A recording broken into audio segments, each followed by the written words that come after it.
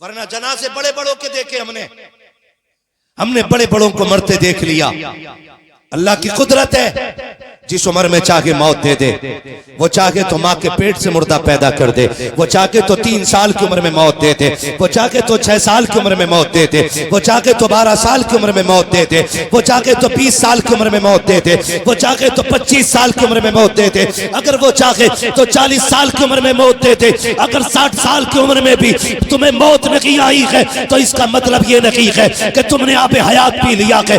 इसका मतलब भी ये नहीं है कि तुम्हें मौत नहीं आनी है। अगर 60 साल में भी मौत नहीं आई है तो अल्लाह का शुक्र अदा करो और समझ जाओ उसने मौका दे दिया है, आ जाओ मुझे राजी कर लो। 60 साल जिंदगी में कोई नेक अमल नहीं कर पाए हो, एक नेकी ऐसे करके चले जाओ जो तुम्हें जन्नत के करीब कर ले। एक काम ऐसे कर जाओ जो तुम्हें मरने के बाद जन्नत की राहतें अता कर दे। अगर 60 साल जिंदगी है, खुदा का वास्ता देता हूँ अपनी दौलत को कुरान वालों के नाम कर दो, इसलिए कि अगर आज कुरान वालों के नाम कर दोगे कल खुदा मरने के बाद जन्नत तुम्हारे नाम कर डालेगा। ये कब होगा? जब हमारी जिंदगी कुरान के नाम होगी, जब हमारा वक्त कुरान के नाम होगा। मैं उन लोगों को मुबारकबाद पेश करता हूँ। मुफ्ती गुलफाम साहब क़िबला और कारी साहब क़िबला ने मुझे बताया कि 25-30 बच्चे, 35 के करीब बच्चे हमारे मदरसे में रहते हैं, लेकिन सबको खाना इलाके वाले खिलाते हैं। सुभान अल्लाह, बोलो यार सुभान अल्लाह। हाँ जी, पुलिस पकड़ के नहीं ले जाएगी सुभान अल्लाह की वजह से। हाँ, तवज्जो है सारे लोगों की। मैं मुबारकबाद पेश करता हूं उन लोगों को जो कुरान वालों को अपने घर का मेहमान बनाए बैठे। मुबारकबाद के मुस्तहिक। ये दुनिया बड़ी बेवफा है, ये दुनिया बड़ी बेवफा है। इतनी बेवफा दुनिया है कि 40वें के बाद ना अपना ही बेटा अपनी कब्र पे आने को तैयार नहीं होता।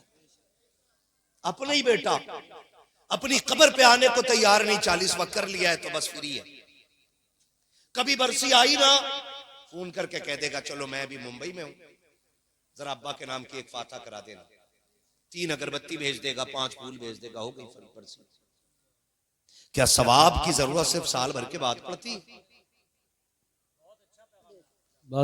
क्या नेकियों की जरूरत साल भर के बाद पड़ेगी? हम जिस औलाद के लिए हराम हलाल देखे बगैर कमाते हैं, वही औलाद अगर बहुत अमीर हो जाए ना तो एसी रूम से नहीं निकलती है। एसी रूम से निकलने तैयार नहीं होती। अब तो वो दौर आ गया कि बेटा अब्बा के जनाजे को एम्बुलेंस में भेज रहा है, एम्बुलेंस में, और कह रहा है मुझे टाइम नहीं है, कफन महंगा ले लेना, अच्छे लोगों का इंतजाम कर देना, कब्र के तख्ते अच्छी क्वालिटी के हो, मैं यहीं से इसाले सवाब कर दूंगा। लानत हो ऐसी औलाद पे जो अपने बाप के जनाजे को कंधा देने के लिए तैयार है। बेशक। और हम इसी पे फख्र कर रहे हैं। मेरा बेटा फला जगह का मिनिस्टर बना बैठा है, मेरा बेटा फला जगह का सबसे बड़ा डॉक्टर है, इसलिए वो 1 घंटे की छुट्टी नहीं कर सकता। क्या खाक है ऐसी औलाद जो अपने बाप के लिए 1 घंटा ना दे सके? मैं इस चीज का मुखालिफ नहीं कि आपके बेटे डॉक्टर ना बने, मैं इस बात का मुखालिफ नहीं कि आपके बेटे POMS कर रहे हैं। मुखालिफ इस बात का हूं कि आपके बेटों के पास अगर दीन नहीं है तो फिर कुछ भी नहीं। बेशक। अगर दीन नहीं है तो, अगर दीन नहीं है तो कुछ भी नहीं है। और इस धोखे में मत रहना कि मेरे गांव में तीजा बड़े शौक से पढ़ा जाता है, 90 किलो चनों पे हाथ फिर जाता है। सिर्फ हाथ ही फिरता, 70,000 कलमा नहीं होता। हाँ, माफ कीजिएगा, ऐसा ऐसा लालची चनों में आ रहा है। अगर पता चल गया 2 मुट्ठी मिल रहे यहां पारे वाले को, तो पारा ना भी आता, वुजू करके पारा लेके बैठ जाता। चने 2 मुट्ठी मिलेंगे और पन्ने पे पन्ना लौट रहा बैठ बैठ। हाफिज जी भी चक्कर में क्या पढ़ रहा है?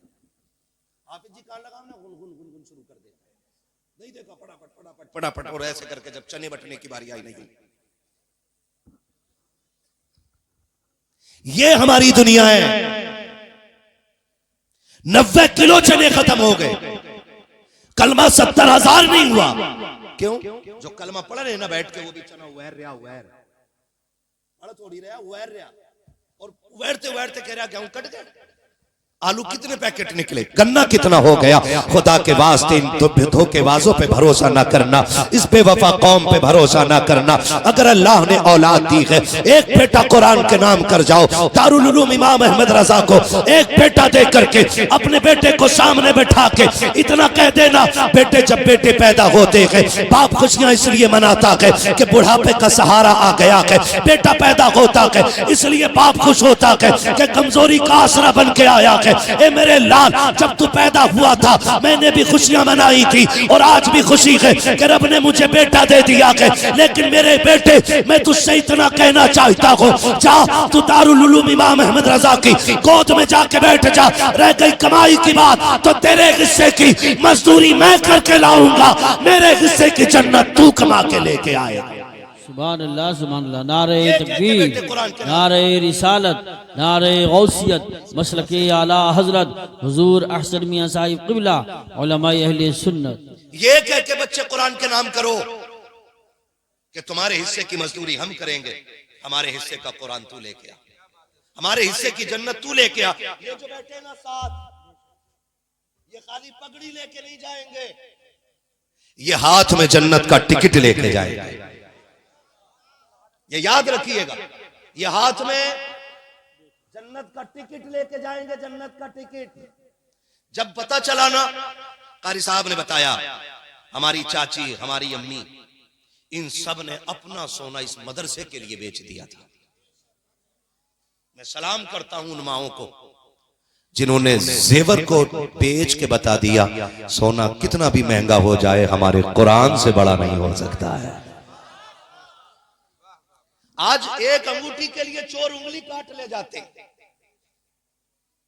गले की एक चैन के लिए बारातें लौट जाती हैं।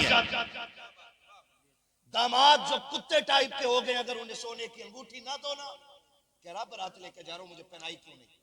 तो गैरत करें, शर्म करें। ऐसे दौर के अंदर भी सारा ज़ेवर उठा करके कुरान के नाम कर देना। मुझे सैयदा तैयबा ताहिरा आबिदा जाहिदा तकिया नकिया राकिया साजिदा हाफिजा कारिया आलिमा फाजिला मुफ्तिया सैयदा कायनात सैयदा खातून जन्नत फातिमा ज़हरा की अम्मी हजरत खदीजतुल कुबरा की वो कुर्बानी याद आ गई, जिस दिन आपने पूरे मक्के के अमीरों की दावत करके अपने दरवाजे पे बुला के कहा था, आओ सारे खाना खा के चले जाओ। जब सारे खाना खा चुके थे, बड़े बड़े मक्कारे सरदारे मक्का बैठे गए। हजरत खदीजा ने कहा था, इनसे कह दो खा के कोई उठ के नहीं जाएगा। सारे बैठ जाते गए, खा के फारिग हो गए। खदीजा बात क्या है, आपने गुलामों को हुक्म दिया था कि जाओ मेरा जितना सोना है सारा ला करके इकट्ठा किया जाए। सुनो अमीरों, पैसे वालों, दौलत वालों, एहसान जताने वालों, 100 रुपए दे करके बार बार नाम का ऐलान कराने वाले सुने। उम्मुल मोमिनीन हजरत खदीजतुल कुबरा का सारा सोना इकट्ठा किया जा रहा है। जब सोना इकट्ठा किया तो किलो 2 किलो नहीं था, इतना ऊंचा ढेर लग जाता है। जो इस पार बैठे हुए थे उस पार वालों को नजर नहीं आ रहे हैं, जो उस पार बैठे हैं इस पार वालों को नजर नहीं आ रहे हैं। मक्के के अमीरों की आंखें चुंधिया जाती है, कहते खदीजा बात क्या है, ये सोना क्यों दिखाया जा रहा है, ये दौलत क्यों दिखाई जा रही है। आपने कहा था, सुनो तुम ये समझते हो कि मेरा महबूब मेरी दौलत पे पलता है, आज मैं तुम्हें गवाह बना के ये ऐलान करती हूँ, मैं ये सारा सोना अपने मुस्तफा के कदमों में डाल रखी हूँ, अपने महबूब को दे रखी हूँ। और फिर महबूब भी हमारे महबूब जैसा, मुस्तफा जैसा, सुबह के वक्त में, दोपहर के वक्त में हजरत खदीजा ने कौन टलो सोना हुजूर को दिया है, और सूरज छुपने से पहले मेरे नबी ने सारा सोना गरीबों में तकसीम करके दिखा दिया। माशाअल्लाह माशाअल्लाह। बहुत बरेली से आवाज आती है, कौन देता है, देने को मुंह चाहिए, देने वाला है सच्चा, देने वाला है सच्चा। और फिर बरेली से एक आवाज और आई, बरेली से आवाज आई, आता है फकीरों पे, तुम्हें प्यार कुछ ऐसा, खुद भीख दें और खुद कहें मंगते का भला हो। हम मंगता तो है, मंगता कोई शाहों में दिखा दो जिसको मेरे सरकार से टुकड़ा ना मिला। अल्लाह सलामत रखे सारे लोगों को। इसे कहते हैं कुर्बानी। और जी कुछ नहीं, ना हमारा गिरबान पकड़ा गया, ना हमारे बच्चों की कुर्बानियां लगी, ना हमारी बेटियों के दुपट्टे खींचे गए। पूछ नबी के उन सहाबा से। आज ना हम कितना कर लेते हैं, 1000, 2000, 10, 5000 दे देते हैं। उन माओं से पूछो जिन्होंने कुरान के लिए बेटे ही दे दिए थे, बेटे ही दे दिए थे, है ना। आज एक बेटा बीमार हो जाए हमें नींद नहीं पड़ती। उन माओं को सलाम। हुजूर ने कहा दीन के लिए कुर्बानी चाहिए, खून की जरूरत है। रात के सन्नाटे में आवाज लगाई भी हजरत बिलाल ने। सुबह होते होते ना गुलामों की लाइन लगी।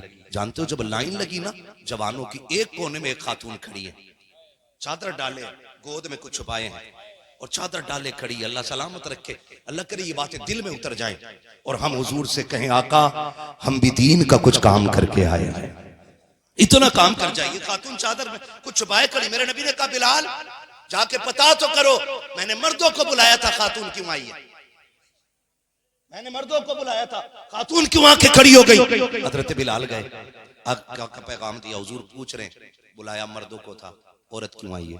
खातून ने कहा बिलाल मुझे बात हुजूर से करनी है, मुझे बात जोर से, मुझे बात हुजूर से करनी है।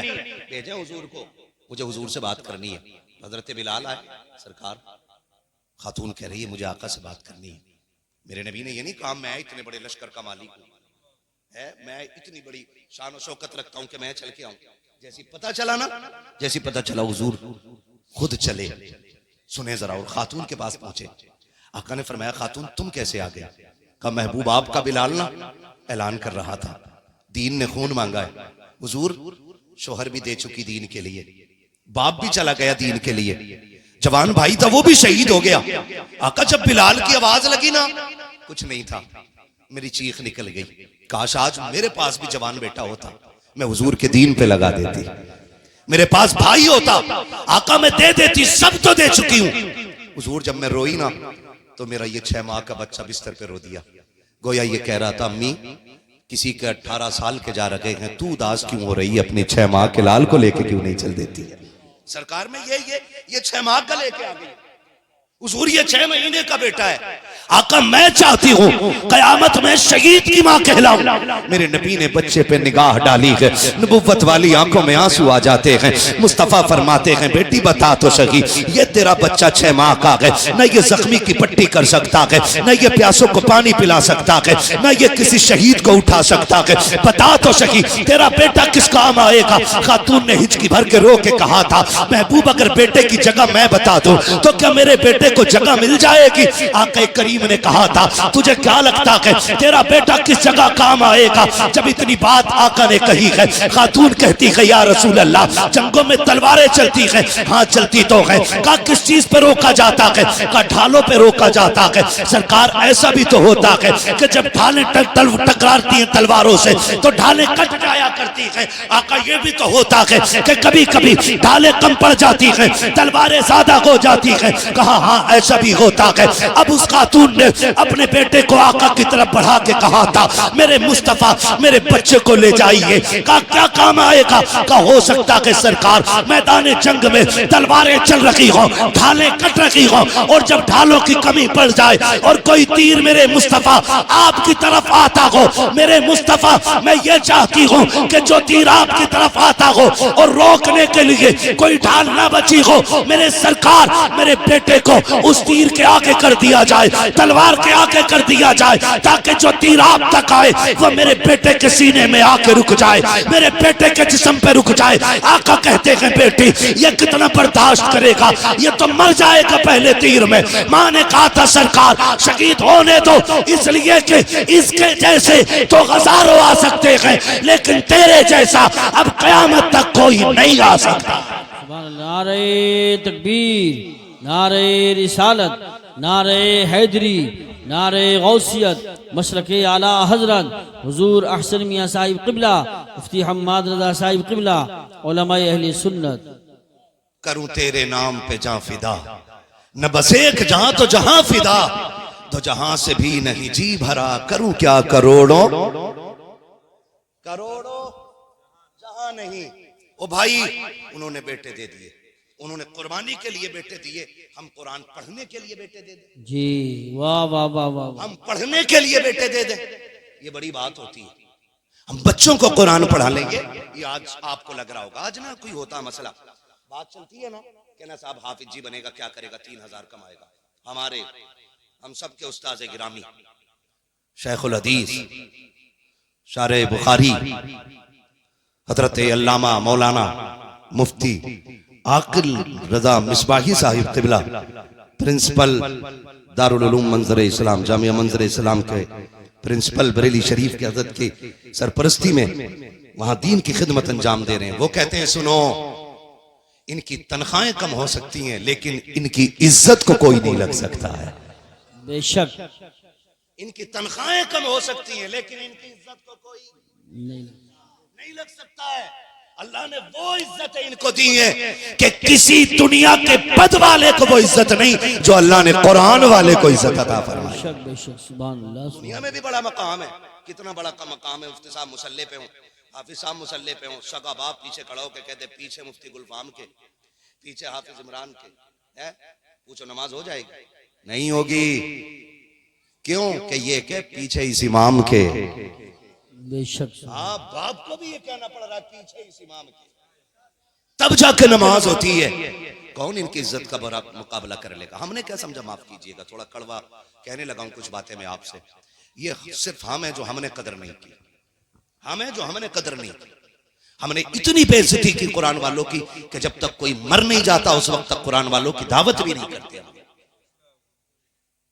तीजे 40वें ही में इन्हें पूछा जाता है, काश कभी वलीमे की पहली सफ में भी इनको बैठाया जाता, अकीके की पहली सफ में कुरान वाले होते, लेकिन नहीं बैठाते। खाली हाफिज जी, कारी साहब बच्चे भेज देना, फाता पढ़ देगा, खाना शुरू होना है।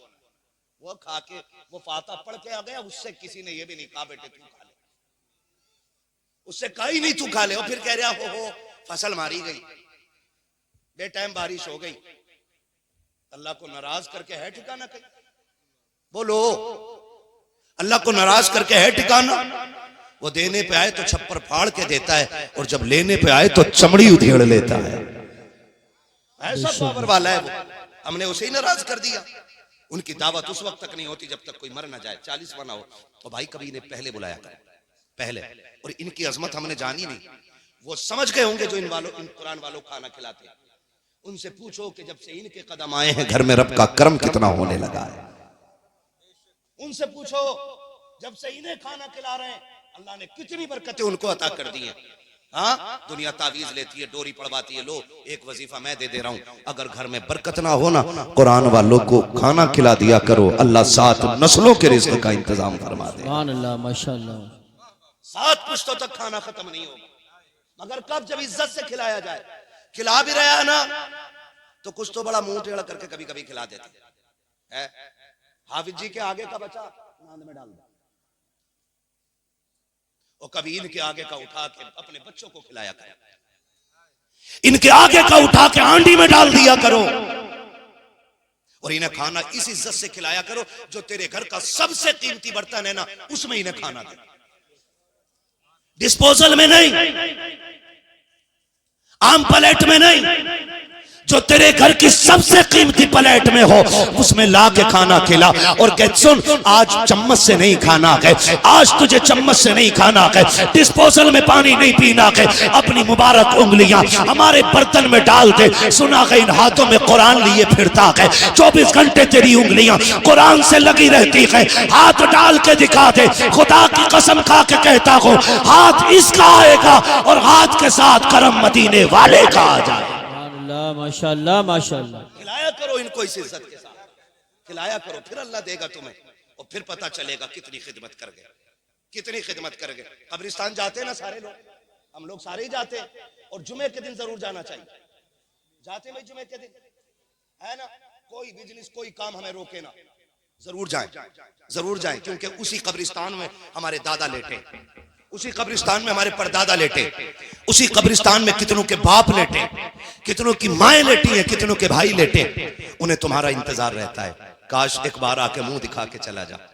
हम तो मिट्टी डाल के सोचते रिश्ते ही खत्म हो गए, लेकिन नहीं, जिंदों से ज्यादा बंदा मरने के बाद काम आया करता है। ये भी याद रखना मेरी बात। बाप जितना जमीन के ऊपर काम का है, उससे कहीं ज्यादा जमीन के नीचे जाकर के वो काम का हो जाता है। हाँ, आप अंदाजा लगाइए, बाप जिंदा है, उसका चेहरा मुस्कुरा के देखो, अल्लाह हज मकबूल का सवाब देता है। सुभान अल्लाह। बाप मर गया, चेहरा नहीं, कपड़े नहीं, उसकी कब्र पे पड़ी हुई मिट्टी जाके झांक ले, अल्लाह जहन्नमी को जन्नती बना दिया करता है। जाया करो कभी कब्रिस्तान, अपने याद करते रहते हैं, लेकिन फुर्सत नहीं, किसी दफन में ही गए तो हाथ उठा दिए।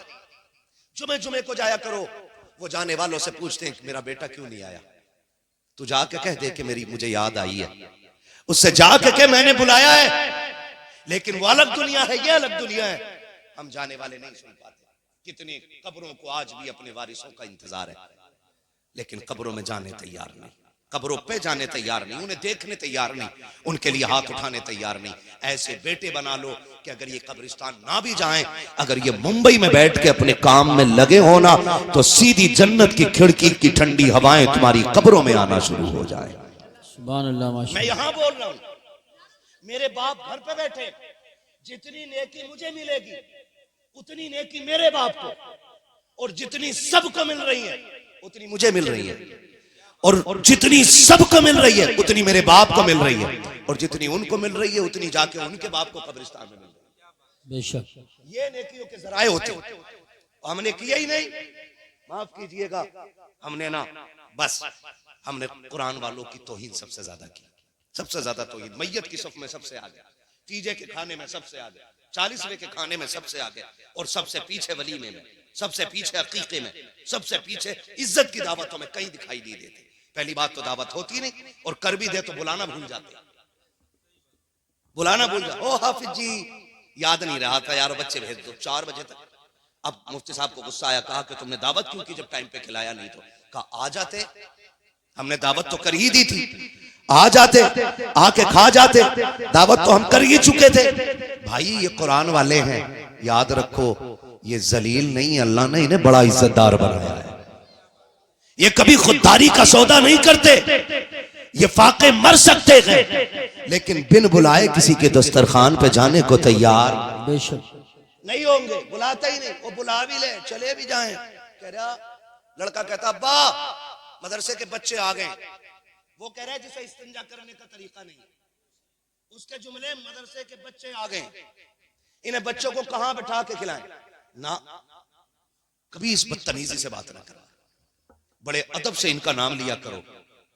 हुफाज़ इकराम आ गए, अब्बा कुरान वाले लोग आ गए, ऐसे कहा करो ना, अब्बा कुरान वाले लोग आ गए। अब्बा कह रहा है उधर कोने में दरी बिछा के खिला दे। अब्बा ये टेबल किसके लिए है? का तुझे पता नहीं, कुछ वीआईपी लोग आ रहे हैं, नेता लोग आ रहे हैं अपने, ये टेबल उनके लिए है, वो वीआईपी है, वो बैठेंगे इन टेबलों पे। हमने कुरान वालों को किस दर्जे में रखा, जिन्हें नीचे बैठा के और आम से चटाई बिछा के खाना खिला दिया। तेरे टेबल तेरी कुर्सियां अमीरों के लिए रह गई। वीआईपी बता कौन है वीआईपी? का मौलवी खड़ा हुआ भी बताएंगे। थोड़ी देर रुके, गाड़ी आई, उससे शानदार सूट बूट चश्मा कैप लगा के बेहतरीन महंगी घड़ियां बांध के निकले आस्तीने चढ़ाते हुए, कोट पैंट वाले। कहा जनाब देखो इन्हें वीआईपी कहा जाता। मैंने कहा क्यों? कहा इनका कैप 16,000 का है, इनका कोट 80,000 का है, इनकी घड़ी 60,000 की है, इनका जूता 18,000 का है, इनका चश्मा 70,000 का है, ये वीआईपी लोग हैं। मैंने कहा किसने कहा ये वीआईपी हैं? कहा ये दुनिया का उसूल है, जो कीमती कपड़ा पहनता है, कीमती बंदा होता है, उसको वीआईपी कहा जाता है। मैंने कहा मैं तेरी कैसे मान लूं कि ये वीआईपी है? उसने कहा तुम किसकी मानते हो? हमने कहा हम तो उससे पूछेंगे ना जिसके बताने से हमने जन्नत को माना है, जिसके बताने से हमने जहन्नम को माना है। जिसने कहा खुदा है तो हमने बगैर देखे मान लिया, जिसने कहा मर के जिंदा होना है हमने बगैर देखे मान लिया। हम अपने नबी से पूछेंगे आका आप बताइए, ये दुनिया वाले महंगे कोट वालों को वीआईपी कहते हैं, महंगे चश्मे वाले को वीआईपी कहते हैं, महंगी गाड़ी वाले को वीआईपी कहते हैं, आका आप बताओ वीआईपी कौन होता है? तो मुस्तफा फरमाते हैं खैरुकुम मन तअल्लमल कुरान व अल्लमहु, वीआईपी वो होता है जो कुरान सीखा करता है, कुरान सिखाया करता है। नारे तकबीर, नारे रिसालत, नारे गौसियत, मसलके आला हजरत, फैज़ान आला हजरत हुजूर बदरुश शरिया हजरत मुफ्ती हम्माद रज़ा साहिब क़िबला उलमाए अहले सुन्नत। समझ गए मेरी बात? सबसे वीआईपी हैं कुरान वाले, जो कुरान सीखते हैं और कुरान सिखाया करते हैं। पहली लाइन में इनको रखो। मुफ्ती साहब सफाता पढ़वा ली, मुफ्ती साहब पढ़ के आ गए, थोड़ी देर के बाद कुत्तों की तरह खाना चला खड़ा करके, है ना, गधों की तरह खाया, लोगों ने खाना पड़ गया कम, तो कह रहा हाफिज जी ने फातिहा ढंग से नहीं पढ़ी। वो जो ठलुए राय देने वाले होते हैं, जो एक चाय पे नहीं एक घूंट पे बिक जाते हैं, वो कहते हैं सही कह रहे हो, मैंने देखा जल्दी में थी। ऐसे हराम खोरों से भी बच के रहा करो, ये घर भी बर्बाद करा देते हैं और खानदानों में आग लगवा दिया करते हैं। बच के रहा करो इनसे। ऐसा ही कह रहे हो, थोड़ी ज्यादा ही जल्दी में थे आप जी, मुझे भी लगा सटर पटर पढ़ के चले गए। सुन, ये जो बरकत गई है ना तेरे दरवाजे से, फातिहा की वजह से नहीं, हमारी बदबख्ती और कम नसीबी की बुनियाद पर लौट गई, क्योंकि हमने अल्लाह की नेमत को कुत्तों की तरह खिलाना शुरू किया। सबसे बड़ी नहुसत इसकी बरसी। और सुनो, गारंटी देता हूं, शरीयत की रोशनी में मेहमानों को बैठा के खिलाओ और पहला खाना कुरान वालों को खिलाओ, और इनसे बस इतना कहलवाने का 2 जुमले दुआओं के दे जाओ। अगर ये हाथ उठा के इतना कह गए ना, खुदा बरकत अता करे, कसम खा के कहता हूं, कुरान की हक्कानियत पे इतना यकीन है कि जितनों का खाना बना होगा ना 1.5 गुना ज्यादा खा जाएंगे, लेकिन बरकत कभी खत्म नहीं हो पाएगी। ये इज्जतें दिया करो। अल्लाह ताला आप लोगों को बरकत और इज्जतें अता फरमाए, और हम सबको कुरान और साहिब कुरान की खिदमत करनी चाहिए। हाँ हाँ, तो करेंगे इंशाअल्लाह ये काम। अपने अपने लिए इंतजाम कर लो। फरमाया गया सबसे सच्चा साथी कुरान है। सबसे सच्चा साथी कुरान है। आखिरी बात बयान कर रहा हूं, सबसे सच्चा साथी कुरान है। हमें अखबार पढ़ने का टाइम है, फेसबुक पढ़ने का टाइम है, हमें व्हाट्सएप पढ़ने का टाइम है। अगर नहीं है टाइम तो हमें कुरान पढ़ने का टाइम नहीं है। सुबह उठ के ना, जितना बड़ा बिजनेसमैन है ना, अखबार देख रहा है ना, मुंह में सिगरेट हाथ में अखबार पढ़ रहा है, और इसी धुत में मर जाता है। हुए नामवर बेनिशां कैसे कैसे, जमीन खा गई आसमां कैसे कैसे।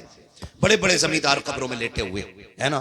सबसे सच्चा साथी बोले, आप जल्दी बोल देंगे तो मैं खत्म कर लूं जल्दी से। सच्चा साथी, बैंजनी में अच्छे मियां का इंतकाल हो गया है, उनके दफन का ऐलान कर दिया जाएगा जो वक्त होगा। मगरिब के बाद का दफन का ऐलान है। अल्लाह उनको बेहिसाब जन्नतुल फिरदौस अता फरमाए। सारे आमीन कह दो, पता नहीं अल्लाह किसकी कबूल फरमा ले। अल्लाह उनकी मगफिरत फरमाए, कब्र के मरहले आसान फरमाए, हश्र की मंजिलें आसान फरमाए, कब्र में पहुंचे तो मुस्तफा की अल्लाह ज़ियारत नसीब फरमाए। सच्चा साथी, जोर से सच्चा साथी कुरान है। आदत डाल लो पढ़ने की आदत। बात करने को तो बहुत सारी है, लेकिन वक्त उतना नहीं है। जोहर भी पढ़नी है सारे लोगों को, इज्जत भी तशरीफ ले आई है। जब बंदे का इंतकाल होता है ना, और उसे गुस्ल कफन दे दिया जाता है, और जब जनाजा उठाया जाता है ना, तो कुरान आकर के ना मरने वाले के कफन और सीने के बीच में आकर छुप जाता है। जो कुरान पढ़ने वाले लोग होते हैं, उनके सीने और कफन के बीच में आकर छुप जाता है। लोग कंधे पे लेके चल रहे हैं, कुरान साथ साथ है। नमाज जनाजा हुई, कुरान साथ साथ है। कब्र में उतारा गया कुरान, बोले कुरान, तख्ते लगा दिए गए कुरान, मिट्टी डाल दी गई कुरान, लोग मिट्टी डाल के वापस आ गए कुरान। साथ साथ है कुरान, साथ साथ है। जब सब चले आते और फिर आते 2 फरिश्ते, वो आके उठाते, जैसी कफन को हाथ लगाते कुरान निकल के सामने आ जाता है। कुरान निकल के सामने आ जाता है और कहता है ठहरो। कौन हो? और इससे क्या कह रहे हो? काम रब के फरिश्ते हैं, हम इससे हिसाब लेने आए। उसने कहा कि तुम ऐसे हिसाब कैसे ले सकते हो? तुम ऐसे हिसाब कैसे ले सकते हो? मैं साथ हूं इसके, और जब तक मैं हूं इसे तकलीफ नहीं होने दूंगा। जब तक मैं हूं इसे तकलीफ नहीं होने दूंगा। वो कहते हमें भी रब ने भेजा, तो कुरान कहता मैं भी तो उसके हुक्म से ये कर रहा हूं। वो फरिश्ते कहते हमें रब ने भेजा, तो कुरान कहता मैं भी उसके हुक्म से यहां हूं।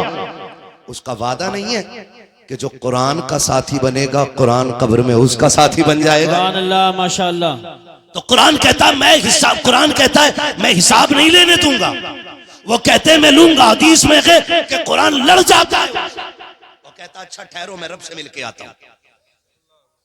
ठहरो, जब तक मैं ना आ जाऊं हिसाब ना लेना।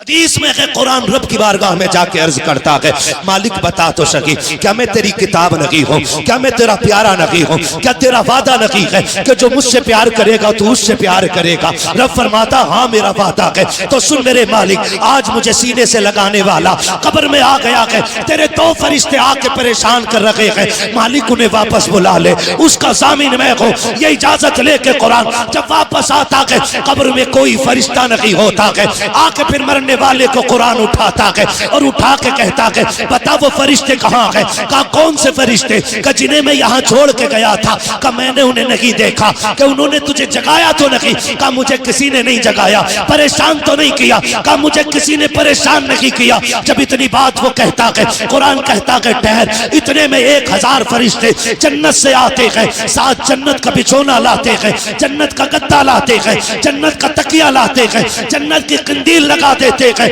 और फिर कुरान उससे कहता है आराम के साथ सो जा और परेशान मत होना, तू अकेला नहीं है। जब जन्नत में जाने की बारी आएगी, यहाँ जन्नत का बिस्तर दे के जा रहा हूँ, मैं सर में हाथ पकड़ के तुझे जन्नत में दाखिल करके दिखा। नारे तकबीर, नारे रिसालत, नारे गौसियत, मसलकी आला हजरत हुजूर अहसन मियां साहिब क़िबला, मुफ्ती हम्माद रज़ा साहिब क़िबला। या तो आलिम बनो, या तालिब इल्म बनो, या इनकी बातें सुनने वाले बनो, या फिर इनसे मोहब्बत करने वाले बन जाओ। हम में जो आलिम और तालिब इल्म नहीं है वो इनकी महफिलों में बैठा करे, जो महफिल में भी नहीं बैठ पाते वो इनसे प्यार किया करे। कोई दुबई में, कोयत में है, कोई सऊदीया में, कोई कहीं है, जो जहां से हो ना वहां से अपनी कमाई से कुरान वालों का हिस्सा निकाल के डाल दिया करो, डाल दिया करो। कसम खा के कहता हूँ, जरूरी नहीं 1000 रुपए हाथ में लेके बंदा दुआ दे तब बच पाओगे। याद रखना कुरान वालों पे जो खर्च किया जाता, लुकमा हलक के नीचे जाता, दुआएं खुद ब खुद अल्लाह के अर्श पे जाके टकरा जाया करती हैं। जहां रहो अल्लाह हिफाजत फरमाए। फरमाएगा लक़द कान लकुम फी रसूलिल्लाहि उस्वतुन हसना, मेरे महबूब की जिंदगी आपके लिए बेहतरीन नमूना है। हुजूर ने कुल कायनात लगा दी कुरान हम तक पहुंचाने के लिए। अब हम पूरी जिंदगी लगा देंगे कुरान बचाने के लिए इंशाअल्लाह। साथ देंगे ना इंशाअल्लाह, रहेंगे कुरान के साथ इंशाअल्लाह। आप कुरान के साथी हो जाओ, कुरान आपका साथी हो जाए। बस जो है गलत उनको माफ फरमाए। रब्बे कायनात जिंदगी ने दिया, साथ फिर होगी मुलाकात। चमन रहा फूल खिलेंगे, जिंदगी रही फिर मिलेंगे। मुसाफिर हम भी मुसाफिर, तुम भी किसी मोड़ पर फिर मुलाकात होगी। सारे लोग कलमा शरीफ पढ़ लीजिए, ला इलाहा तमाम